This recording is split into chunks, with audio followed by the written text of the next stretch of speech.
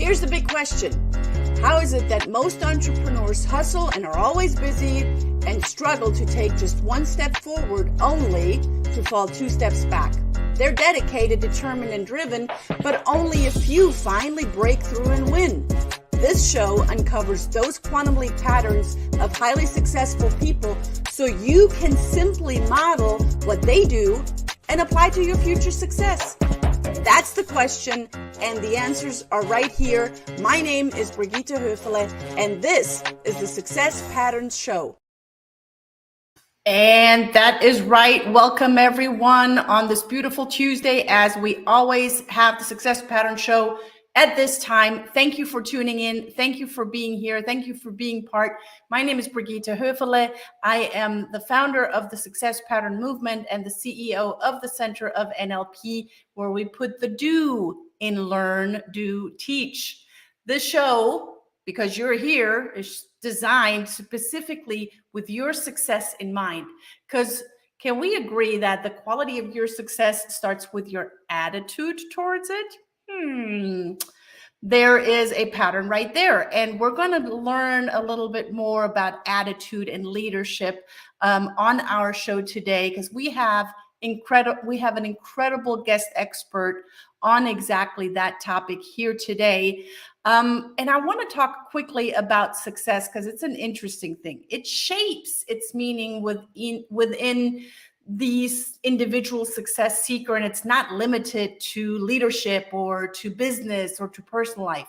Success is modeled in patterns, in strategies, and behavior. And you might have heard Tony Robbins say, success leaves clues. I say success comes in patterns, because when we see a pattern, we can then decipher the pattern, decode the pattern that led to someone's success, like our guest experts. So you can then encode it into your own life for your own success starting right now.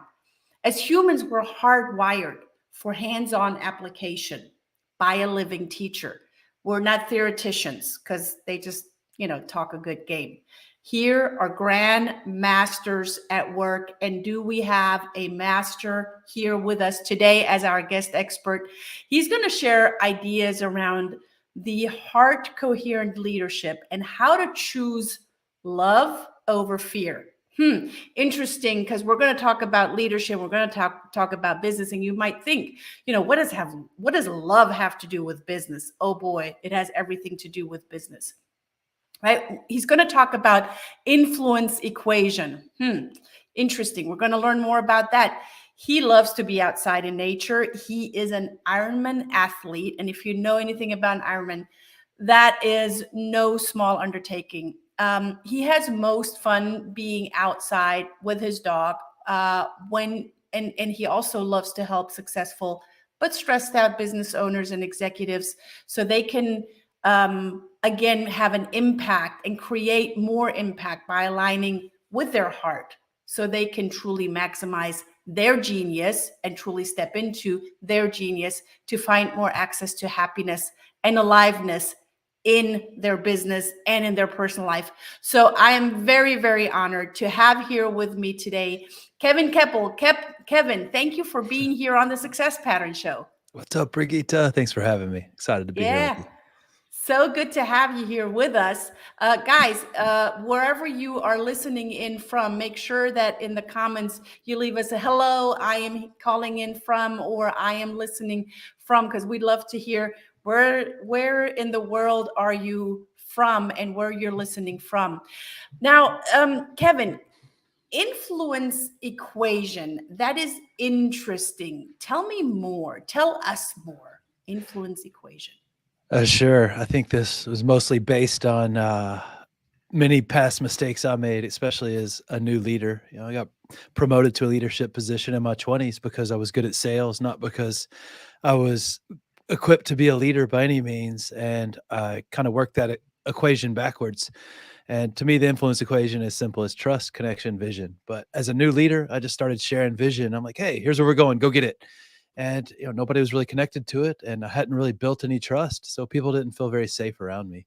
But when you really are intentional about building trust first, that's imperative, because if people don't trust you, as the leader, they don't feel safe around you. They're not going to go out in the unknown and create. They're just going to react to what already is. And if people are reacting as opposed to creating, the natural byproduct of reaction is resistance, and it really facilitates little to no growth. And as a leader, like the goal is to have the people you lead growing as individuals and growing together as a team. Like that's how you're going to create, something that's substantial and really impactful to others. But when you build trust and then connection and then you share a vision, like the people you lead will co-create and you'll co-elevate together. And that's what leadership's all about. There's you talked about resistance, right? And whenever there's resistance, there's no growth. Whenever there's resistance, there's also an opportunity if we are, as a leader, open to learning. What does that resistance mean? So you shared, quickly with us that you are doing the work now because you have learned over the years from probably painful mistakes. I don't know if they were painful, but sounded like that they were painful. What was like the biggest, hardest, most painful lesson? I don't know if it was the most painful, but definitely one of the most impactful was, you know what? Leadership's not about me. Leadership's not an Mm. action or not a position. It's a behavior and an action. If you're leading and nobody's following, then you're not a leader. And I think that was probably one of the biggest ahas for me, that it's really about who you be. And if, like nobody's resonating with what you're doing, it's not that there's something wrong with everybody else. The one thing we can control is us. And, the quickest way to really shut people down is to try to control them. But that's where, all suffering comes from, is wanting things to be different than they are, wanting other people to be different than they are or whatever. And as a leader, I think the goal is just like a good coach, is to empower and inspire. Like that's powerful leadership. Yes. When we talked earlier, we quickly talked about leadership and coaching and giving advice and telling people. In leadership, do you tell people where to go? In coaching, do you tell people where to go? Or how could you do it better? If I think telling people what to do is really dangerous. Number one, like raise your hand if you like to be told what to do. Like no hands go up. That's a restriction of autonomy, which is our freedom, and that's one of the most fundamental desires we have as humans. We want to be free and we want to connect with other humans. And anytime you restrict that, that lowers motivation. And it's crucial that you help people learn to, you can guide them and point them in the right direction, but you really want them to win their way with their genius. And Steve Jobs was brilliant, obviously, and created two really powerful companies through his work, and with Pixar and Apple. And he has a great quote where he said, we don't hire smart people so we can tell them what to do. We hire smart people so they can tell us what to do. And I think Mhm. that's really brilliant. Like I don't hire people to build a website for me and then tell them how to code, because that would be a short conversation to share all my knowledge around coding. Um, yes, I love that. I think a lot of people needed to hear what you just said, including Yeah, myself. me too. And it's so powerful when we can step out of the way, when we can hire for, as a leader, the weakness that we might have ourselves, and then delegate and hire for, the strength that they might have. Now, we established that we don't want to tell people because no one likes to be told. But how do you kindle that fire within someone to get their own motivation? And I want to start with you. I mean, being an Ironman athlete, that's not something small. That is something that takes dedication, that takes time, that takes practice, that takes determination. I mean, all of that. And how does that? So it's a two-part question. First, how do you get that motivation specifically when you don't feel like it? Like I'm looking outside today here in Atlanta, it's raining. How do you motivate yourself to go out and run in the rain?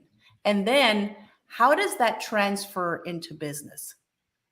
Yeah, I think that's a really great question, especially with regards to resistance, which you were touching on a little bit earlier, because pretty much how I do anything is how I'm going to do everything. So if I get better personally, that's going to help me professionally. And every time I go run, I don't necessarily feel like it, or go ride my bike or swim or whatever. I think so many people get sideways because they sit around waiting for the feeling. And instead, it's like just take action in hopes of the feeling.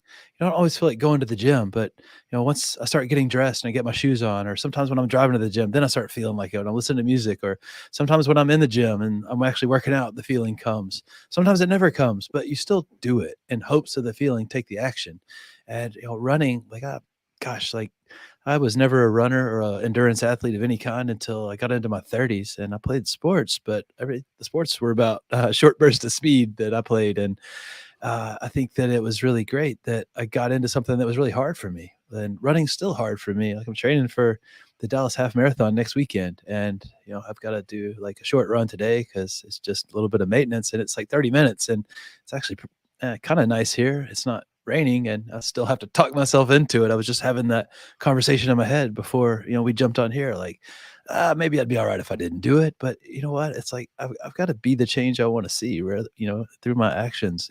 Am I, doing the things that I say I'm going to do? Am I honoring the commitments that I have to myself?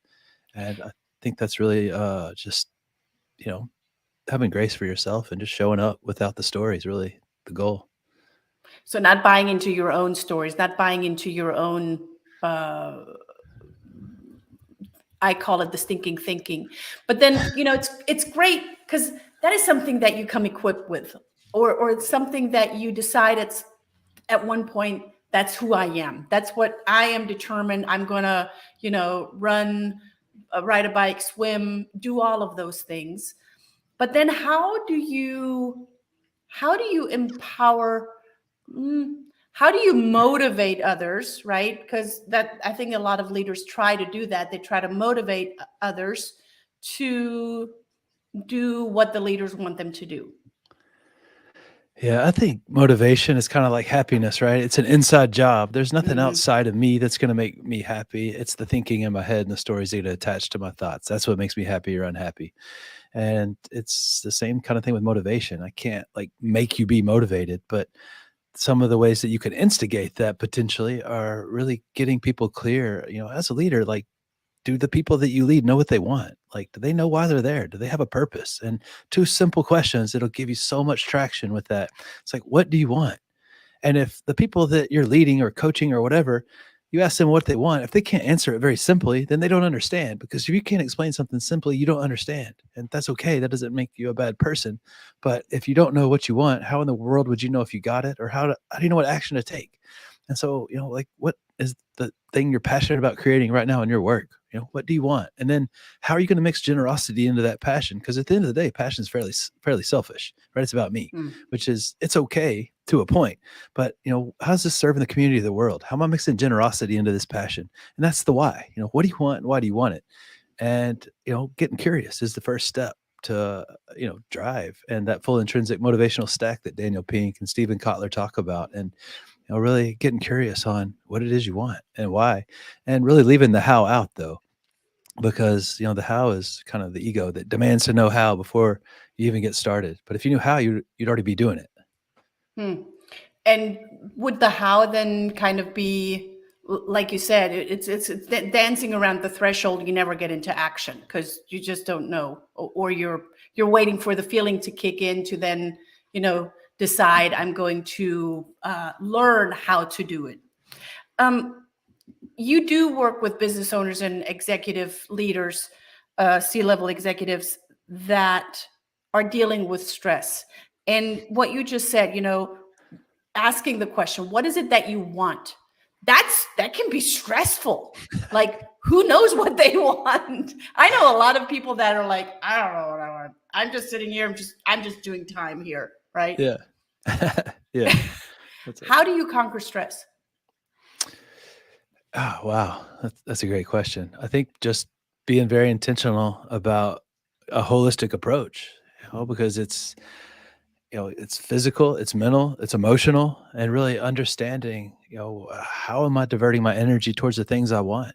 Because when it comes to energy, we're all built on energy, and we can't create energy, we can't destroy it, we can transform it. And I think it's really crucial that our energy is directed towards the things we want, because however you want to say it, what you focus on expands, or what you focus on, you create more of. And so it's really crucial that I'm focused on the things I want more of, which is, abundance and love, success, creativity. And I want to maximize all of those.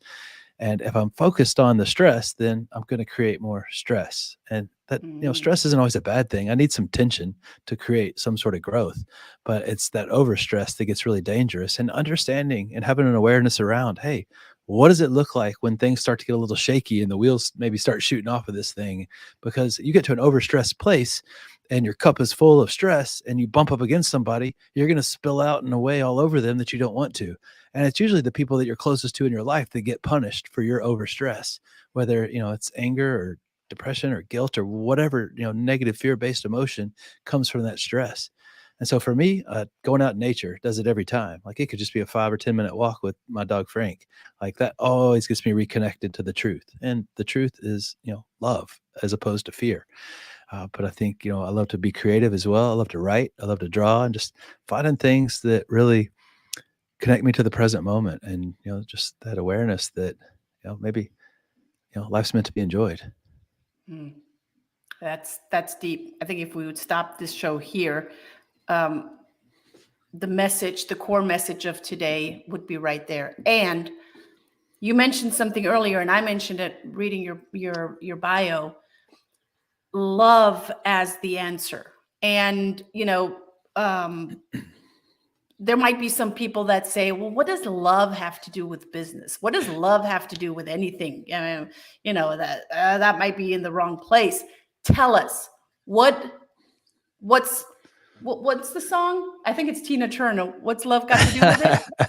Yeah, I think so. Or actually, I know so. I worked in a movie theater when I was 15, and they played that while we were cleaning the theaters. It was like burned into my brain, so I definitely know that Well, song. there you go. It's Uh, all programmed. So one of the CEOs that I'm fortunate enough to work with, he basically said that same thing to me. He's like, "Man, like love is great and all that, but you come in here talking to these executives about love and blah blah blah. They're just not going to follow that." And fast forward through all the work we've done, he's like, "Man, I'm so glad that you didn't listen to me because it's all about love." And this guy's like awesome, but he's just the last person you think to talk about love. But basically, if you think about it, any action you've ever taken was motivated by one of two things. It was either motivated by fear or love. And fear can wear a lot of different hats, right? It could be guilt, shame, anger, apathy, whatever, but it's based in fear. And then that causes reaction, which leads us to resistance and all that we already talked about. Now, love is love. And what I'm talking about, obviously, not romantic love, just unconditional love. A love for humanity, a love for yourself, for bringing more into the world, because that's the whole point in life is growth and giving. The more we grow, the more we can give. And, just a love for, creation, a love for your future self, a love for the people you're working with. And again, unconditional love. And the beauty in unconditional love is I don't have to like the people that are around me to love them, right? Because you know what? Everybody doesn't act exactly the way I want them to, right? And I probably don't show up the way everybody else wants me to. But either way, we can treat each other with mutual respect and humanity, which is love to me. And when it comes to unconditional love, we can practice that because that's why we have in-laws, right?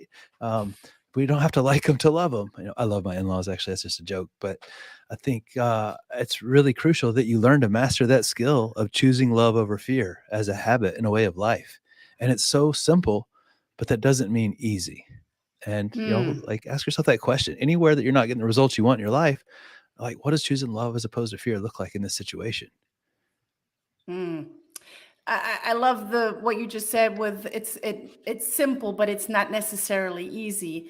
Um, did you just one day wake up and go, the answer's love? Or you were in the cinema, at 15 years old and go, oh, what's love got to do with it? Oh, I want to go on that journey and, check out what does love have to do with it? What happened? I mean, how did you get to that conclusion? Man, that's a great question. I think pretty much I started probably around age 15 to 30. It was pretty much the opposite of love. Like everything was a reaction, and I was reacting to this false image of what I thought success and power looked like. And it was all based in fear, and it was all this ego driven behavior. And I like refused to admit that I didn't know something, which if you can't say I don't know, that's a good indicator that you're probably choosing fear over love because the ego has to know everything. And if it doesn't know, it thinks it should know, and it acts like it has to know.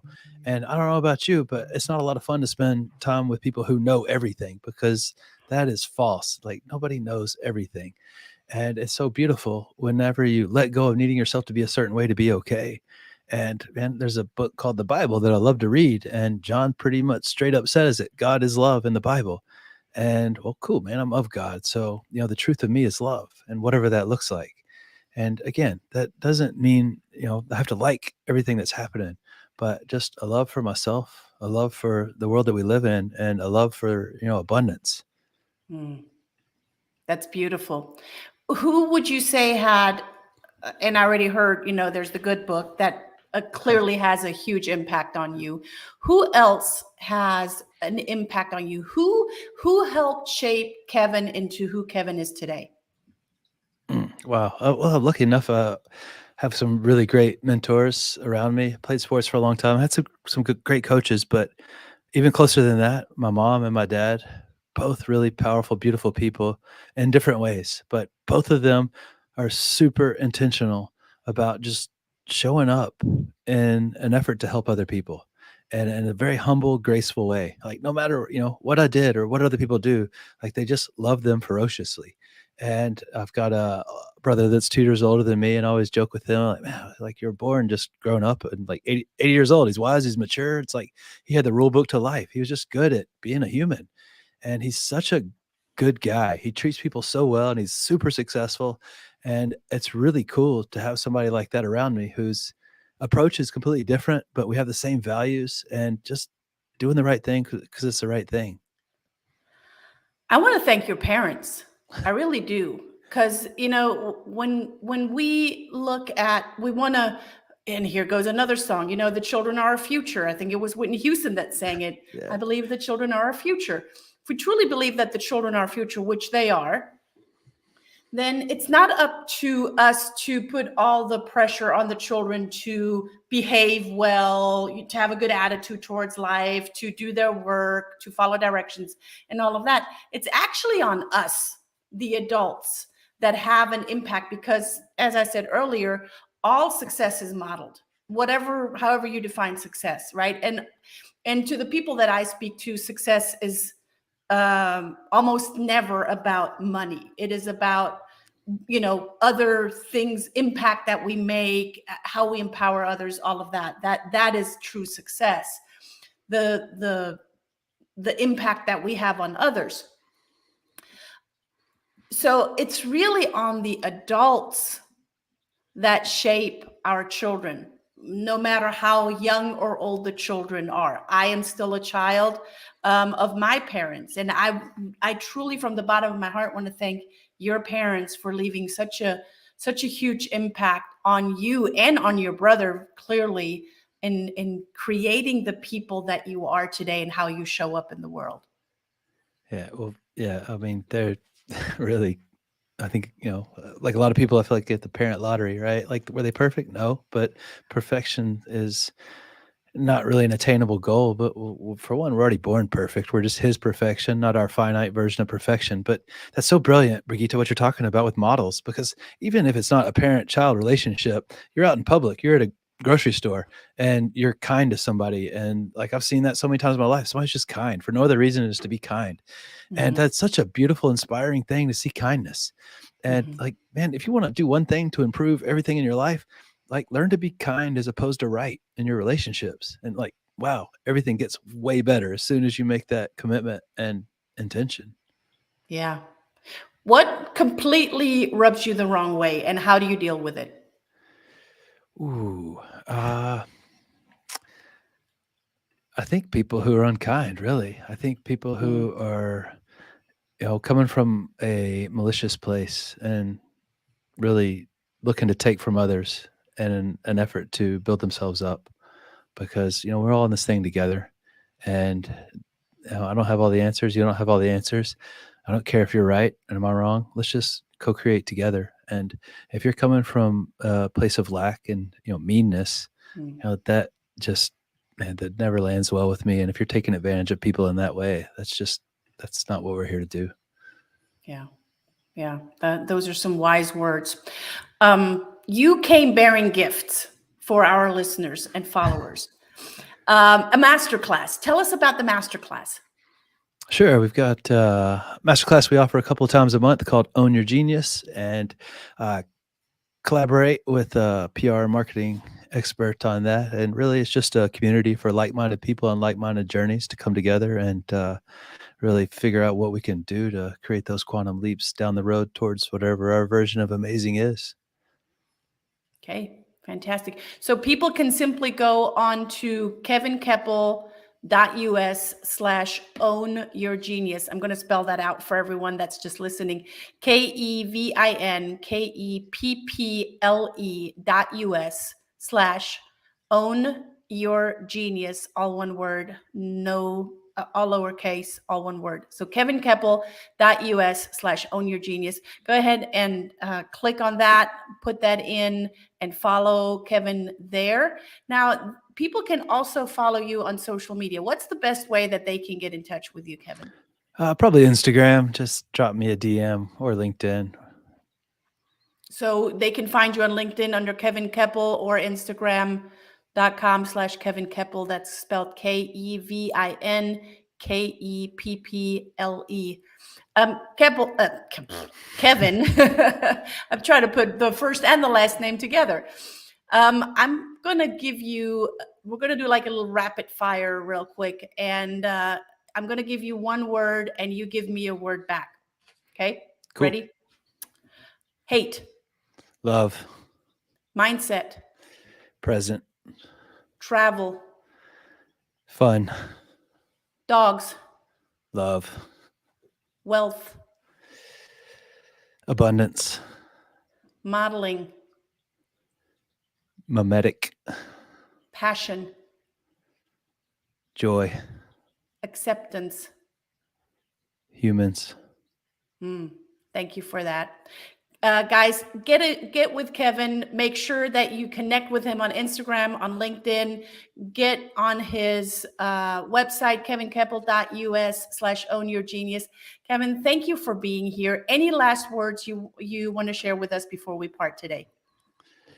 Yeah, whoever you guys are listening, you're doing great. You're exactly where you're supposed to be. And you just remember, you can't give what you don't have. So, love starts with you. So choose love over fear and, share that gift with the world. We're all in this thing together. And I love you guys. Thanks for being here with us. And definitely check out Brigitte and her stuff because she's powerful, passionate, and brilliant. So I highly, highly recommend her. Thank you, Kevin, for being on. Thank you for taking the time. To all of our listeners, make sure that you follow Kevin. Tune in again next Tuesday, same time, same place here at the Success Pattern Show. Thanks, Kevin. Thank you. Thank you for tuning in to the Success Pattern Show at www.thesuccesspatternshow.com. My name is Brigitte Höfele.